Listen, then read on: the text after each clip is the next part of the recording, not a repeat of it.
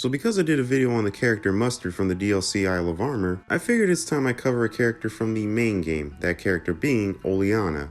But before we get into it, if you're new to the channel, please subscribe and hit the notification bell because it really helps the channel out. Now without further ado, let's get started. So Oleana is the secretary to Chairman Rose, as well as the vice president of his company, Macrocosmos. Now throughout the main story of Sword and Shield, she's mostly seen accompanying Chairman Rose everywhere, which makes sense because she's his secretary. Not to mention whenever Chairman Rose is away, she's often seen running the day-to-day operations of Macrocosmos. This shows how dedicated she is to her job, as well as how loyal she is to Chairman Rose. In fact, she's so loyal to him that she even goes along with his plan to create a Darkest Day event using Eternatus.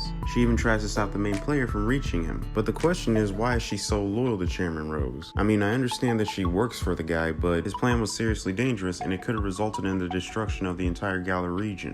Well, her loyalty to Chairman Rose has to do with her backstory because before the events of the main game, she grew up in poverty alongside her Pokémon Trubbish. In fact, this is hinted at in the battle against her because her main Pokemon that she Gigantamaxed is her Garbodor, which is the evolved form of Trubbish. And eventually she wound up becoming a lab assistant researching Dynamaxing and Gigantamaxing.